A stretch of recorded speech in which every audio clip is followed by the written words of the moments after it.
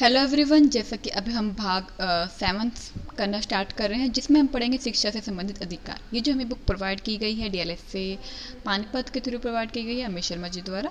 And हम अभी बात कर रहे हैं प्रिजनर के जो राइट्स के बारे में। तो इसमें जो हम राइट्स की बात करेंगे रिलेटेड टू एजुकेशन बात करेंगे, क्योंकि आप जो है कोई बहुत कम लोग जानते हैं कि जो प्रिजनर्स हैं तो वो जुवनाइल भी होते हैं, वो टीनेजर भी होते हैं, वो अधेड़ उम्र के भी होते हैं, वो ओल्ड एज भी होते हैं। तो कोशिश की जाती है कि सभी को एक अच्छी शिक्षा दी जाए। जब वो जुवनाइल है तो उसको नौकरी से रिलेटेड, उसके और भी उसकी पर्सनालिटी इम्प्रूवमेंट के लिए रिलेटेड। और यदि कोई महिला है या जो कि बड़ी है 18 अबोव हैं, तो उनकी जॉब के बारे में भी सोचा जाता है। आगे ये सोचा जाता है कि कुछ और भी वो लाइफ में कुछ और करना चाहे तो वो कर पाएँ। तो इसी तरीके से जो अधेड़ उम्र के हैं, ओल्ड एज के हैं, तो उनका ज्ञान इम्प्रूवमेंट करने के लिए ताकि उनमें कुछ सीखने की भावना रहे, जीने की भावना रहे। तो हर किसी के शिक्षा से संबंधित अधिकार की वहाँ सुरक्षा की जाती है, जो कि हमारा मौलिक अधिकार है। हर एक प्रिजनर का भी मौलिक अधिकार है। ठीक है।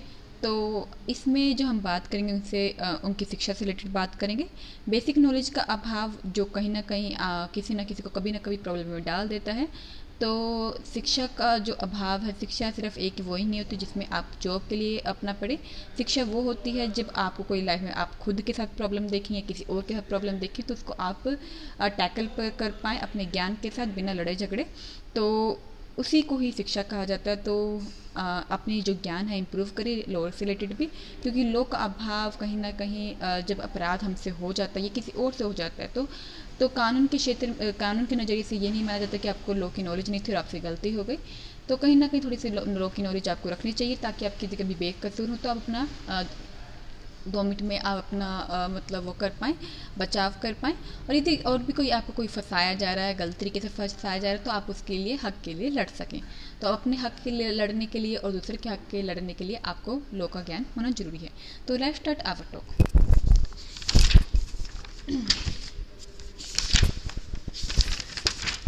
इसमें बोला गया है कि आपराधिक न्यायिक अधिकारों का यह कर्तव्य है कि वे कैदियों की सुरक्षा व्यवस्था का निरीक्षण करें।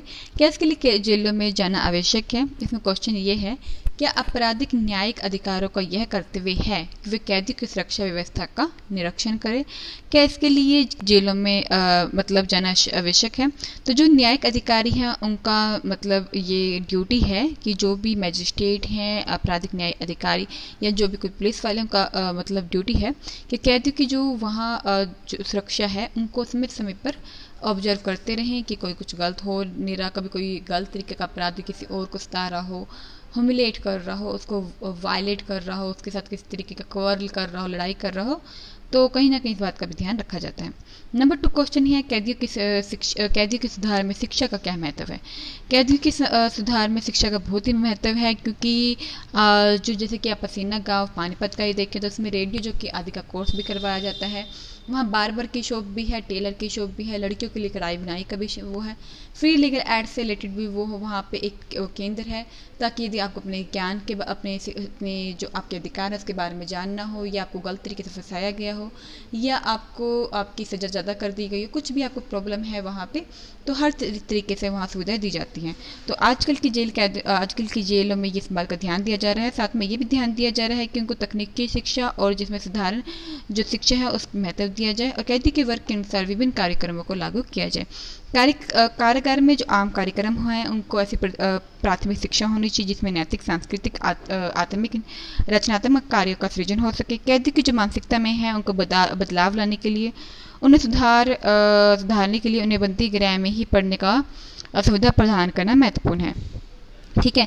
इसके लिए बाकी सुविधाएं जैसे किताब, अखबार आदि प्राप्त करने के लिए भी कैदियों को उपयुक्त अवसर प्रदान करना होगा। वे कैदी जो दंड पूर्ण कर चुके हैं उन्हें पुनर्वास में काफ़ी व्यवहारिक कठिनाई होती है, उन्हें उपयुक्त काम नहीं मिल पाता। तो इसमें बात यह है कि जो पुनर्वास में काफ़ी जो दंड अपने पूर्ण कर चुके हैं, तो उन्हें क्या होता है कि दोबारा समाज में रहने में काफ़ी दिक्कत होती है, क्योंकि उन्हें कोई नॉलेज ही नहीं होती कि वो क्या काम स्टार्ट करें, कैसे रहें, क्योंकि ना ही उन्हें कुछ और आता है, ना ही बोलना चलना आता है।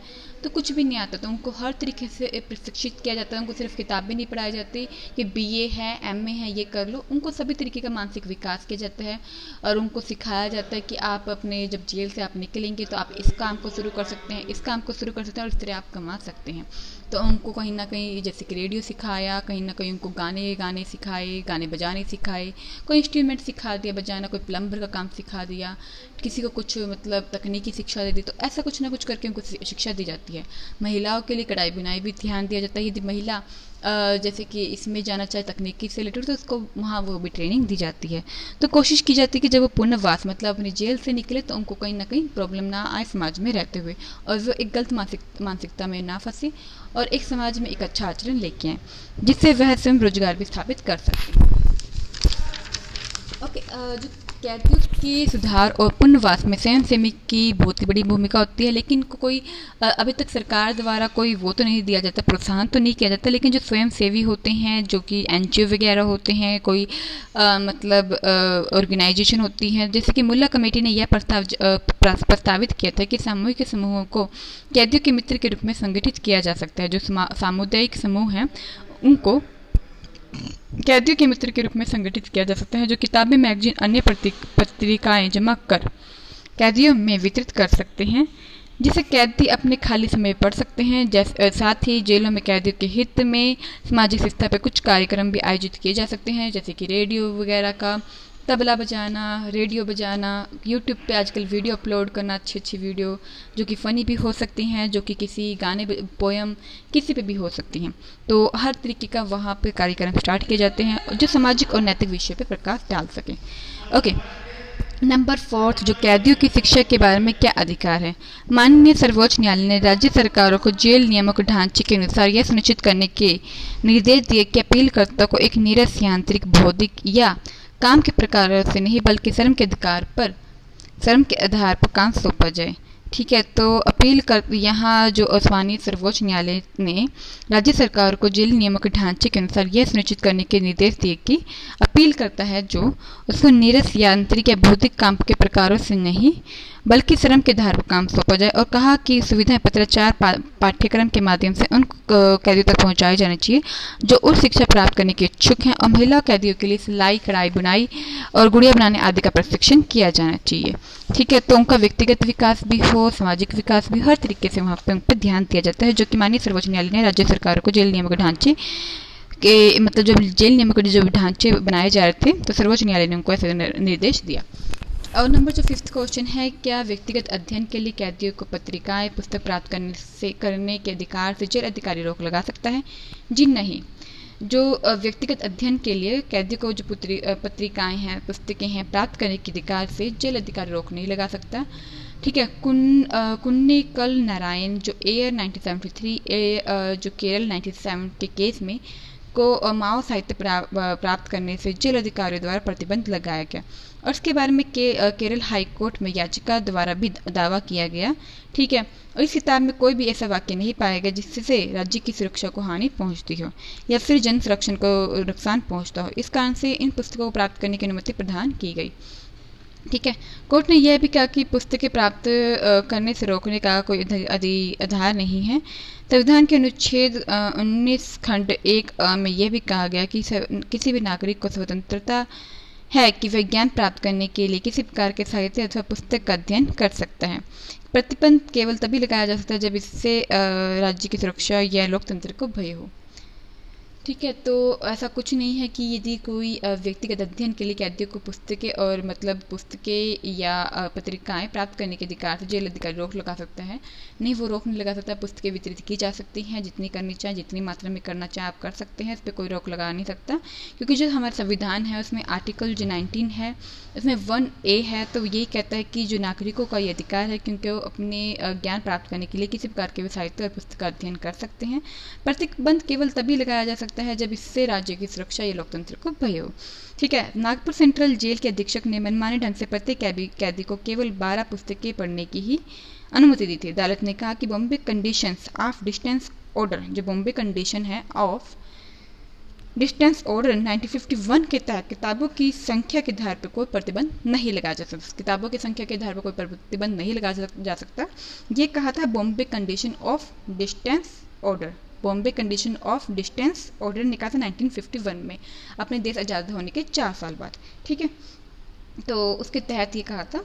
ठीक है, तो नहीं लगा सकता। जेल अधीक्षक केवल उन्हीं पुस्तकों को कैदियों के लिए अस्वीकार कर सकते हैं, अनएक्सेप्ट कर सकते हैं जो अधीक्षक के अनुसार अनुपयुक्त हो। अनुपयुक्त जो कि लोकतंत्र को भय देती हो या राज्य की सुरक्षा को भय हो। तो आज के जो हमने पढ़ा है इसमें कि भाई जेल में कोशिश की जाती है कि हर किसी को शिक्षित किया जाए, उनका सामाजिक भी विकास किया जाए, व्यवहारिक भी किया जाए। व्यवहारिक मतलब उनमें जो गुस्सा है उसको कंट्रोल किया जाए, उनको शांत बनाया जाए, उनको बाहर निकलेंगे पुनर्वास के लिए, मतलब दोबारा से समाज में रहने के लिए, तो वो अपना कमा पाए, कुछ ना कुछ नया स्टार्ट काम कर पाए, तो उनको कोई ना कोई प्रशिक्षण दिया जाता है जिसे हम औद्योगिक प्रशिक्षण कहते हैं। तो उनको पुस्तकें पढ़ने और अपनी बुक पब्लिश करने का भी अधिकार है। यदि पुस्तकें जो पब्लिश करना चाहते हैं अपनी, यदि किसी ने कोई लिखी हो जिससे कोई किसी को मतलब भय ना हो, कोई गलत पुस्तक ना हो, तो वो अपनी पुस्तक पब्लिश भी कर सकता है। तो उनके अधिकार को सुरक्षित करने के लिए न्यायिक जो प्रक्रिया है, मैजिस्ट्रेट है, समय समय पर हस्तक्षेप कर सकता है। और आप जब आपके अधिकार का उल्लंघन हो रहा हो तो जो वहाँ पे केंद्र है फ्री लीगल एड का, आप वहाँ भी कांटेक्ट कर सकते हैं। जो वहाँ पे लीगल एड वाले जो वकील मिलने आते हैं तो आप उनसे भी अपना कांटेक्ट कर सकते हैं।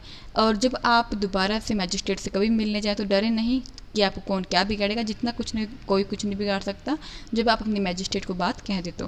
अब तो मैजिस्ट्रेट के पास जब जाएंगे उनको अपनी सारी बात कहिए और बिना डरे कहिए, खुल के बताइए, सारी बात खुल के बताइए और कोशिश करके लिखित में दें और उसके ऊपर अपनी एक रिसीविंग भी ले लें। ठीक है, यदि हो सके तो। नहीं तो अपने लिखित में भी या मुजबानी तौर पे उनको बताएं मैजिस्ट्रेट को, तो उनसे अपना आपको समाधान मिलेगा जो कि जेल में आपके साथ कुछ बुरा हो रहा है। यदि आप किसी के साथ बुरा होते देख भी रहे हैं तो आप उनको इस तरह का सुझाव दे सकते हैं। तो आज की वीडियो में इतना ही। हमारा जो चैनल है divanshi.com and Indian consumer experience, और इसके अलावा हमारा जो इंडियन कंज्यूमर एक्सपीरियंस divanshi.com और डिजिटल लिटरेसी ज्ञान, तीनों हमारे यूट्यूब चैनल है। डिजिटल लिटरेसी ज्ञान एजुकेशन से रिलेटेड divanshi.com, जिस पर आप हमें वॉच कर रहे हो, ये हमारा व्लॉग है जिस पर हम हर तरीके की वीडियो पब्लिश करते हैं जो कि आपकी ज़रूरत की है। और इंडियन कंज्यूमर पे एक्सपीरियंस पे कंज्यूमर से रिलेटेड प्रॉब्लम को कैसे केस फाइल करें, कैसे कंप्लेंट करें, ताकि आपको समय पर रहते ही आपको उसका सॉल्यूशन मिल पाए और आपको कहीं और भटकना ना पड़े, और आपको जो भी आपको सही सर्विस नहीं दी गई, सही सामान नहीं दिया गया, वो आपका समय पर रिप्लेस करे, रिटर्न दे या उसका रिफंड दे। तो ये था हमारा इंडियन कंज्यूमर एक्सपीरियंस। तो इस तरह हमारे 3 चैनल है, इसको जरूर सब्सक्राइब, लाइक करिएगा, कमेंट करिएगा यदि आपकी कोई क्वेश्चन क्वेरी हो।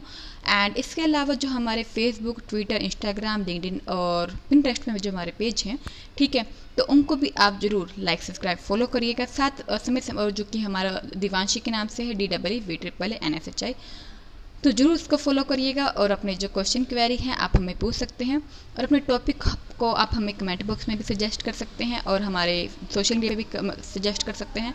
और हमें प्रोत्साहित करने के लिए, हमसे जुड़ने के लिए सोशल मीडिया पे जरूर कनेक्ट करिएगा, फॉलो करिएगा, FB, ट्विटर, लिंक्डइन और जितने भी हैं सभी को दिवांशी के नाम से, तो जरूर उसको भी फॉलो करिएगा।